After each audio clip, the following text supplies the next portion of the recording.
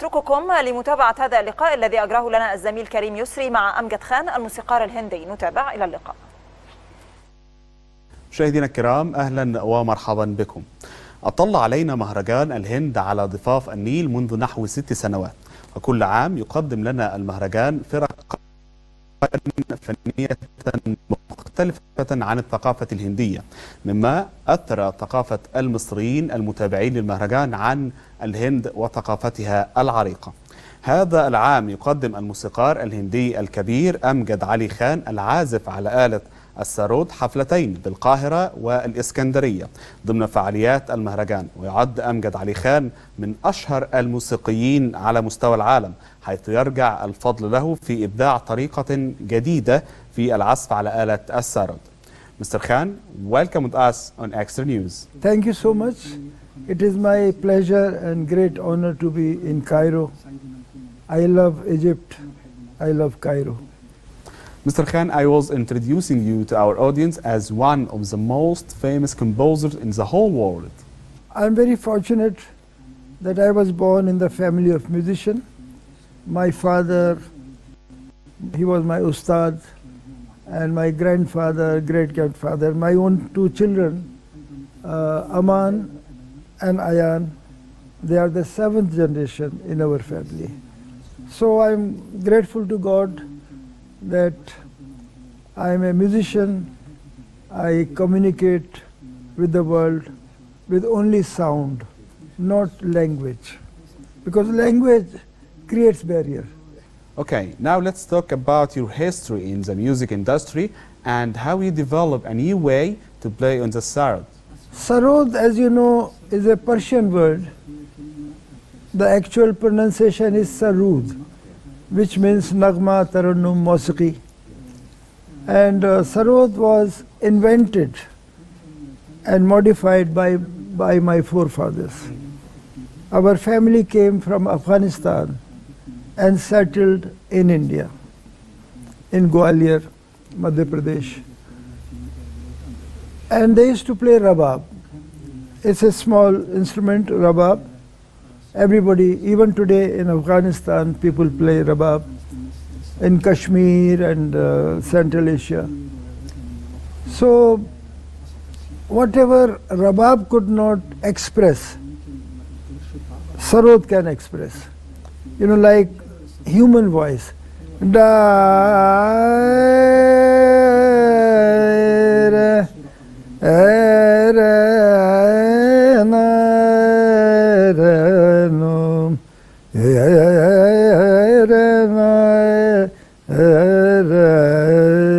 So when I'm playing sarod, I'm not playing sarod, I'm singing through my instrument. Mr. Khan, what about your most important music shows? I was 6 years old when I was pushed on the stage. I was not a child prodigy, but it was the system when you are born in the family of musicians. So you must know how to face the audience, what you do on the stage. So I was pushed on the stage when I was 6 years old. So people say that I performed at the age of 6, but that was my educational situation. And my journey started when I was 12 years old. I was the youngest child of my father. My father was quite old when I was born. But in India, every state of India, every city of India, they were inviting me. And they encouraged me, they nurtured me. And the whole country, India, made Amjad Ali Khan. Okay, what about Nobel Prize show? It was very important, I guess. Yes, one of our very distinguished person, Mr. Kailash Satyarthi, he received the Nobel Peace Prize. And I, along with my sons, Aman and Ayan, we were invited to perform in Oslo in that Nobel Peace Prize function. But the most difficult part was that I had to perform only for 5 minutes. So So I'm used to playing for 2 hours, 3 hours, whole night. So it was a big challenge, what to do within 5 minutes. So I discussed with my sons, Aman and Ayan, what to do, what to play. We decided something. We accepted that challenge. And that 5 minutes piece of music, the whole world could see and enjoy that. So I'm very happy and honored. And it was a great experience to see how Nobel Peace Prize, how they function, how they plan. The moment the prize function is over, they start preparing for the next year. So they are very, very committed and dedicated organization. Okay, Mr. Khan, what about the most important international prizes that you won? No, it will take a lot of time. So I am very grateful and honored to, the God has been very kind. Many awards in India, many awards different part of the world. Fukuoka Grand Prize from Japan, and Gandhi Peace Medal that was given by the Director General of UNESCO in Paris. Because Mahatma Gandhi, as you know, in India, he was the freedom fighter, and lots of people died. They were called freedom fighters. And because of them, the Indian people enjoying the freedom of India. So Mahatma Gandhi became a symbol of peace and non-violence. I composed music, I composed a raga in the name of Mahatma Gandhi. He was also known as Bapu. So I made a raga called Bapu Kos as a tribute to Mahatma Gandhi. Mr. Khan, is it your first time here in Egypt? No, actually, first time I, with my wife Subbalakshmi, we came here in 1978. She's a classical dancer, Bharatnatyam dancer. India has many kind of dances, folk dance, Kathak dance, Bharatnatyam, Odissi, Kuchipudi, Kshatriya dance, many kind of dance. So my wife was, she learned Bharatnatyam. So she was performing, and half evening I was performing. That was in 1978. That was our first visit to Cairo. And then later, maybe in 80s or 90s, I came. But this time it has been a long gap. I'm grateful to teamwork and our Indian embassy, Indian ambassador. So they invited me this time. Mr. Khan, how do you see the importance of the festival, India by the Nile, for connecting the two peoples, the Egyptian people and the Indian people? You see, historically, there was such a close relationship between Egypt and India from the time of General Nasser. And music has connected the whole world. There are only 7 notes, musical notes. Da ra ra ra ra ra ra ra, da ra ra ra ra ra ra ra. So these are 7 musical notes. Altogether, flat and sharp, there are 12 notes only. And just see the power of music. Any music of any country is based on these 12 notes. Only language creates barriers. But the sound, when I came here in 78, I was moving and I was, people took me around Cairo, and such beautiful sound from the mosque I was listening.